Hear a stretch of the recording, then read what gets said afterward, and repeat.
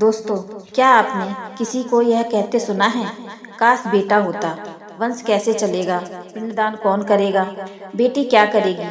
पिता को तो बेटा ही तारता है, लेकिन गरुड़ पुराण में एक ऐसा रहस्य छुपा है जो इस सोच को जड़ से तोड़ देता है। और अगर किसी के घर में बेटियां हों तो समाज चुपचाप उस परिवार को किसी अदृश्य दोष से जोड़ देता है। लेकिन आज हम गरुड़ पुराण के उस रहस्य को खोलेंगे जो कभी मंचों से नहीं बताया गया। यह वीडियो ना तो अंधविश्वास फैलाएगा, ना ही किसी को डराएगा, बल्कि यह बताएगा कि सिर्फ बेटियां होना कोई दंड नहीं, बल्कि एक गहरी आत्मिक योजना हो सकती है। अंत तक जरूर देखिएगा, क्योंकि आखिर में आपकी सोच हमेशा के लिए बदल सकती है। गरुड़ पुराण कहता है, गरुड़ पुराण कोई साधारण ग्रंथ नहीं है। यह जीवन और मृत्यु के बीच की सबसे गूढ़ सच्चाई को उजागर करता है। गरुड़ पुराण का मुख्य विषय है आत्मा की यात्रा, कर्मों का फल, मृत्यु के बाद की स्थिति। लेकिन ध्यान दीजिए, गरुड़ पुराण कहीं भी यह नहीं कहता कि जिसके पुत्र न हो वह पापी है। कहीं नहीं लिखा कि सिर्फ बेटियां होना श्राप है। तो यह धारणा कहाँ से आई? गलत व्याख्या का जन्म कहाँ से हुआ? दोस्तों, समस्या शास्त्रों में नहीं, समस्या हमारी व्याख्या में है। कुछ लोग कहते हैं पुत्र पिंडदान करता है, इसलिए पुत्र जरूरी है। लेकिन गरुड़ पुराण साफ कहता है भाव प्रधान है, शरीर नहीं। अगर भाव सच्चा हो तो कर्म पूर्ण होता है, चाहे वह पुत्र करे या पुत्री। यहाँ सवाल संतान के लिंग का नहीं, नियत का है। आत्मा परिवार क्यों चुनती है? गरुड़ पुराण का सबसे रहस्यमय सिद्धांत बताता है, आत्मा स्वयं अपना परिवार चुनती है।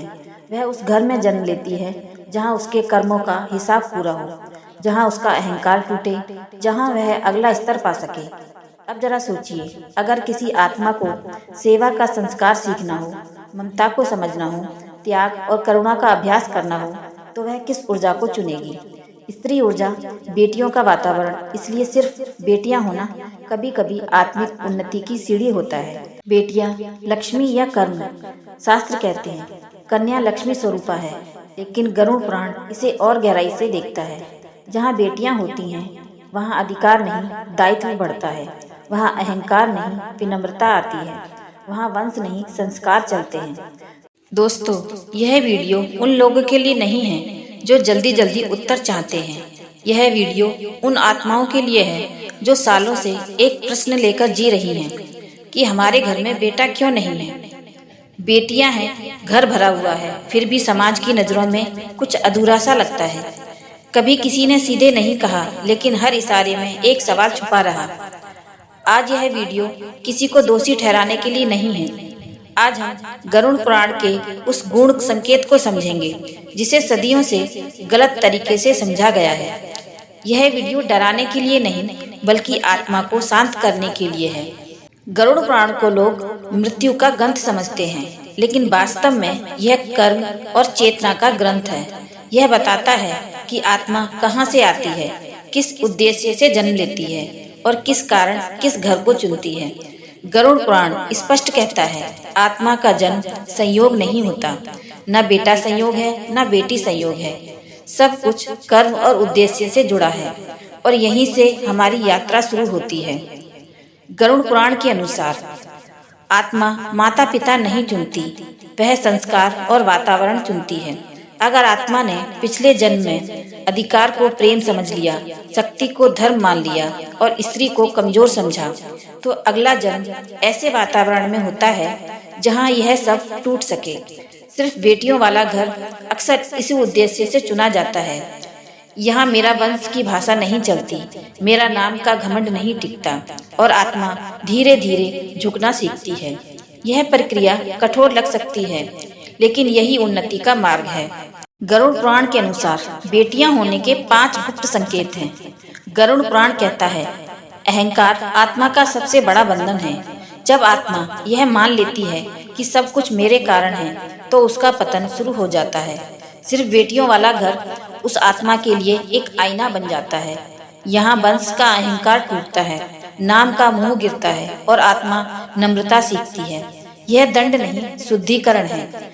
दूसरा संकेत है वंश नहीं, संस्कार आगे बढ़ाने का।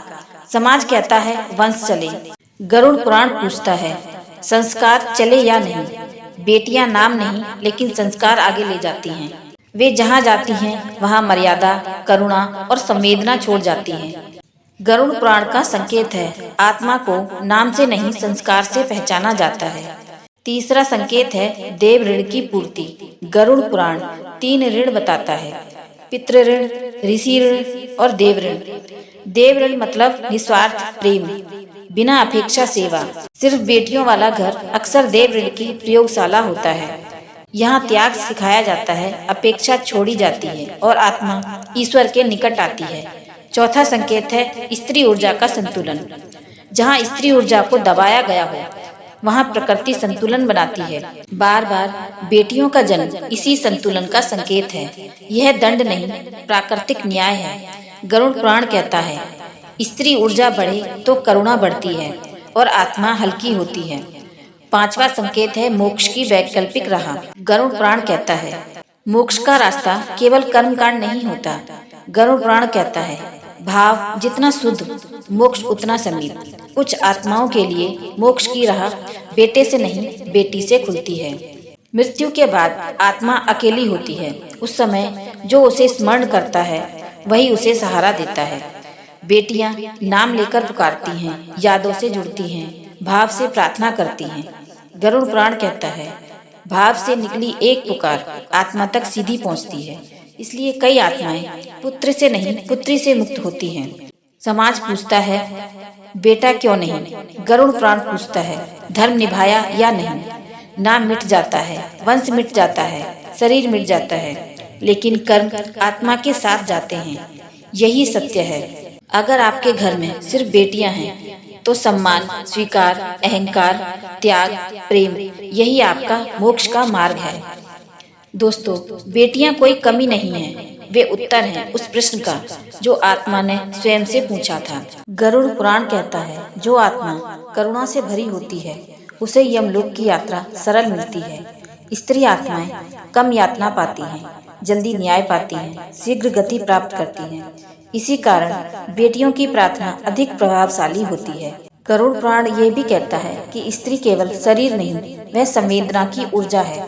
स्त्री आत्मा जल्दी से जुड़ती है, गहराई से अनुभव करती है, कर्म को जल्दी शुद्ध करती है। इसलिए स्त्री आत्मा का प्रभाव अधिक तीव्र होता है। गरुड़ पुराण में स्त्री आत्मा को साधारण आत्मा नहीं माना गया। स्त्री आत्मा वह शक्ति है जिससे स्वयं यमदूत भी प्रभावित होते हैं। गरुड़ पुराण कहता है पुत्र कर्म करता है तो पुत्री आत्मा को छूती है, क्योंकि बेटियां अधिक भावुक होती हैं, अधिक स्मरण करती हैं, अधिक श्रद्धा रखती हैं। दोस्तों, अक्सर कहा जाता है पितृदोष हो तो बेटा चाहिए, लेकिन क्या सच में पितरों की मुक्ति केवल पुत्र पर निर्भर करती है? गरुड़ पुराण के अनुसार पितृदोष कर्म का परिणाम है, कर्म कांड का नहीं। पितृदोष तब बनता है जब पूर्वजों की स्त्रियों को कष्ट मिला, परिवार में अन्याय हुआ, संतान ने कर्तव्य नहीं निभाया। यह दोष वंश से जुड़ा होता है, लिंग से नहीं। बेटियां प्रेम से स्मरण करती हैं, वो पितरों को शांति देती हैं, क्योंकि बेटियां भावुक होती हैं, श्रद्धा रखती हैं। उनका किया गया श्राद्ध, दान, प्रार्थना पितृलोक तक पहुंचती है। इसलिए कई बार पितृदोष बेटियों से ही कटता है। कई बार आपने देखा होगा कि कुछ घरों में पीढ़ी दर पीढ़ी सिर्फ बेटियां होती हैं। क्यों वही परिवार बार बार समाज की परीक्षा बनता है? क्या यह केवल कर्म है या आत्मा की कोई अधूरी कहानी? गरुड़ पुराण कहता है जब कोई कर्म अधूरा रह जाता है तो वह एक जन्म में नहीं, कई जन्मों में पूरा होता है। कुछ परिवारों में लगातार सिर्फ बेटियां होना इस बात का संकेत हो सकता है कि उस वंश में अहंकार बहुत गहरा रहा, स्त्री ऊर्जा को कभी दबाया गया हो, नारी को कमजोर समझा गया हो। अब कर्म उसी वंश में सुधार के लिए लौटता है। यह दंड नहीं, यह सुधार चक्र होता है। गरुड़ पुराण में स्त्री को केवल शरीर नहीं, ऊर्जा कहा गया है। जहाँ स्त्री ऊर्जा अपमानित होती है, रोकी जाती है, दबाई जाती है, वहाँ आत्मा का संतुलन बिगड़ जाता है। ऐसे वंशों में अगले जन्मों में स्त्री ऊर्जा की अधिकता होती है। यही कारण है कि वहाँ सिर्फ बेटियां जन्म लेती हैं। यह प्रकृति का संतुलन होता है। दोस्तों, इस धरती पर लाखों ऐसे घर हैं जहाँ खुशियों के बीच एक चुप्पी पलती है कि बेटियां हैं लेकिन बेटा नहीं। कोई कुछ नहीं कहता लेकिन बहुत कुछ महसूस करता है। कभी रिश्तेदारों की खामोश नजरें, कभी समाज के ताने, तो कभी अपने ही मन का सवाल। क्या हमसे कोई गलती हो गई? गरुड़ पुराण कहीं भी यह नहीं कहता कि जिसके बेटा नहीं है वह पापी है। ना यह कहा गया है कि सिर्फ बेटियां होना किसी दोष का परिणाम है। तो फिर समाज ने इस धारणा को क्यों जन्म दिया? समाज ने कुछ मान्यताएं बना ली हैं कि बेटा होगा तो वंश चलेगा, बेटा होगा तो पिंडदान होगा, बेटा होगा तो मोक्ष मिलेगा। लेकिन गरुड़ पुराण का दृष्टिकोण इन सब से कहीं ऊपर है। गरुड़ पुराण पूछता है, तुमने जीवन कैसे जिया, न कि तुम्हारी संतान का लिंग क्या था। यहीं से हम सब एक बहुत बड़ी भूल कर बैठते हैं कि हमसे कुछ भूल हुई होगी, इसलिए बेटियां हो रही हैं। बेटी का जन्म लेना ईश्वर की भूल नहीं, भाग्य का मजाक नहीं, बल्कि कर्मों का सटीक गणित है। अब ध्यान से समझिए, अगर किसी आत्मा को अहंकार तोड़ना हो, अधिकार की भावना से मुक्त होना हो, सेवा, सहनशीलता और करुणा सिखानी हो, तो उसे किस प्रकार का वातावरण चाहिए? ऐसा वातावरण जहाँ शक्ति से ज्यादा संवेदना हो। और यही कारण है कुछ आत्माएं ऐसे घरों को चुनती हैं जहाँ सिर्फ बेटियां ही होती हैं। गरुड़ पुराण इसे दंड नहीं मानता, बल्कि संकेत मानता है। संकेत कि इस परिवार में अहंकार का अंत होना है। यहाँ वंश नहीं, संस्कार आगे बढ़ेंगे। यहाँ अधिकार नहीं, दायित्व सिखाया जाएगा। कुछ विद्वानों के अनुसार जहाँ सिर्फ बेटियां होती हैं, वहाँ आत्मा देव ऋण चुका रही होती है। देव ऋण मतलब निस्वार्थ प्रेम, त्याग और मर्यादा। लेकिन लोगों में सबसे बड़ा डर होता है, अगर बेटा नहीं होगा तो पिंडदान कौन करेगा? लेकिन गरुड़ पुराण स्पष्ट कहता है, कर्म कांड से ज्यादा भाव की शक्ति होती है। आत्मा यह नहीं देखती किस हाथ ने कर्म किया, वह देखती है किस हृदय से किया गया।